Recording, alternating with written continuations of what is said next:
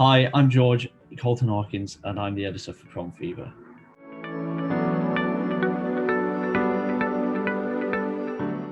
I first found out about the NYFA on actually another course. I found out about it on a BFI course, on a BFI screenwriting residential.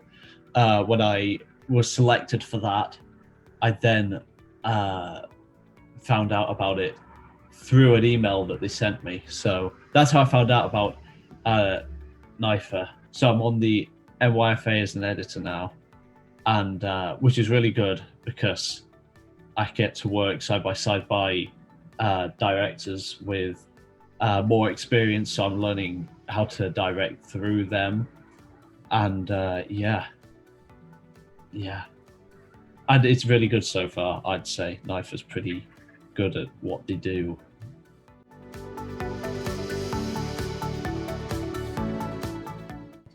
There is a lot. There is quite a lot. It's got a lot of heart. And the characters in it, they fit. The characters are really, really well written. I feel they are a good balance of sort of not caricature exactly, but the sort of balance between caricature and a real person kind of thing. And in that balance, they are very iconic. You can't really call something iconic before it's even been made, but they feel iconic in a way. So that's why I'm excited to see. I'm excited to see all these characters realized in the film, and also I think it'll be really great. Just doing all the pre-production stuff with the crew. That's been a lot of fun. It's been exhausting, but it's been a lot of fun, and I think that'll be really cool too, to actually get to work with them. Not over a screen. Yeah.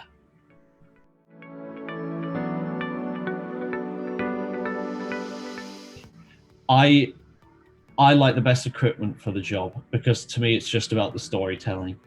It's the actual telling of the story. So in terms of software and equipment, it's really just about getting the right light, like good lighting to light all the scenes correctly, and making sure you got good software.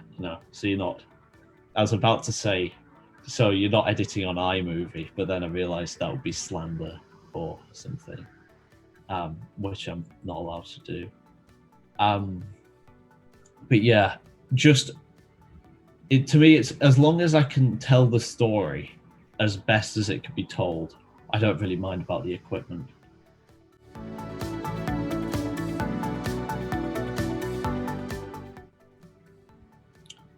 Oh, what was I like at school? I actually can't. I worked stupid hard at school. I was just a stupid hard worker. Like I just worked hard and I worked constantly, and I still do. It's pretty much what I do. I just sort of work, and then I work more, and then I work hard at what I want to do. And I mean, I got all 8s and 9s at GCSE level, and then I got triple distinction star in college. Yeah, work hard, play hard. That's it. That's me defined, I would say, in high school. And now let me stop you before you ask the second question, because I've edited all the videos. I know that the second question will be, do you identify with any of the characters in the script? And the answer is a little bit, maybe. I would say with work ethic wise, I'd probably be like Mrs. Arden.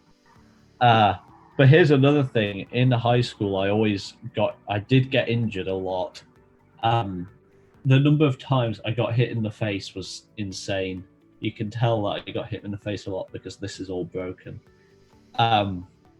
So that's a little bit of Pooch. So I would say something like Pooch, Mrs. Arden combo.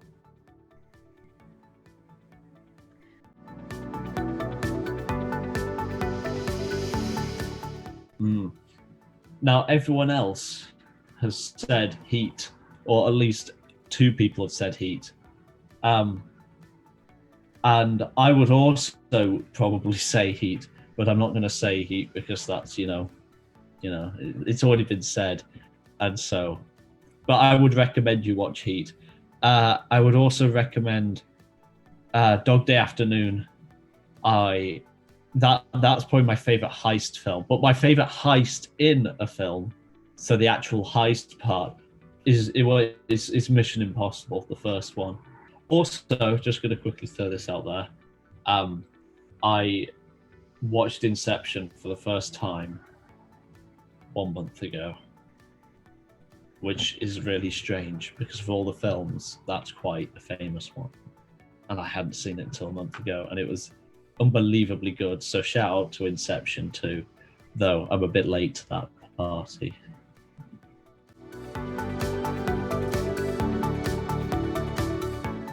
Looking at the direction of, well, again, I am in university and it'll probably change speeds and the future is unpredictable, as I said, but everything is kind of going at a very sort of exponential rate towards more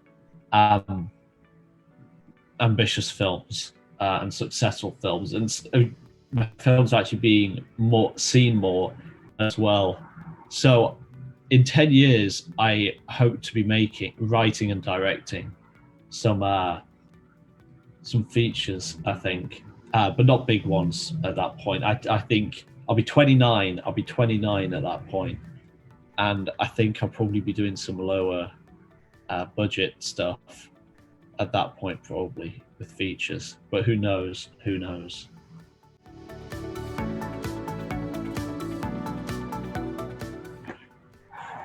Let me think about that. I mean, there's a lot. Okay, so number one, Ghost of Granby Place. That's a film that I'm writing and directing at the minute. Yeah, so that'll be coming out later. Like much later on, potentially this year, potentially next year. Depends what I'm doing festival circuit wise. So that's one, Ghost of Granby Place. Two, I'm doing Life's a Blur with a fellow NYFA member called Jake Metcalf. And that's with Infinity Pictures as well. And so that's really cool. I'm the DOP on that film. That's shooting in September time. And the Kickstarter is actually open now. So you should go put into the crowdfunder for that film. The Kickstarter link will be somewhere around here. I don't know where it'll be exactly. 3, I'm color grading my friend's second feature film called Far and Away. That's in the editing process at the minute. And yeah, so that'll also be coming out soon. And then 4, I'm writing a feature film. That's a film I want to make way further down the line. I'm just saying it now so that I can look back and say, yo, that was me then saying that it's for now. I really like that one. I can't tell you much about it other than it's a heist film, and it crosses a lot of genres. So there's that. And then 5, Prom Fever, but it's a bit redundant me talking about that one because that's the whole rest of this interview thing. 6, Fresh as Shrink. That has been made, edited, everything written and directed by myself. I made that in lockdown, and I'll be releasing that pretty much when all the next year's freshers come into uni, because it's about freshers going to uni. And but it's with a twist. So you'll see that as well. So but for now, on my YouTube channel, you've got Thieves and Home Doorstep, and there's even The Darkman as well.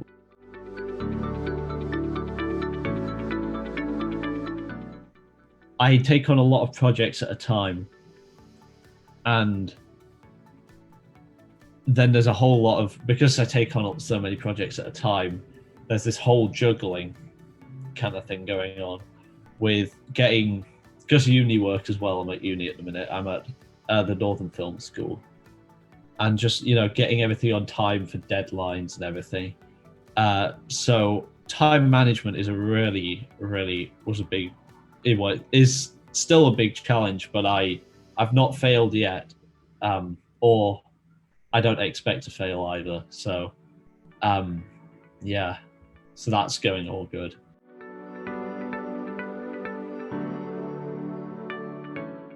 The advice that I give myself, I would say, and hopefully that'll translate to other people, is was really aim high, because if you don't aim high, if you think about, like, I don't know, a guy with a bow and arrow, you don't aim high, you're just gonna sort of, you know, if you aim high, you're gonna hit high.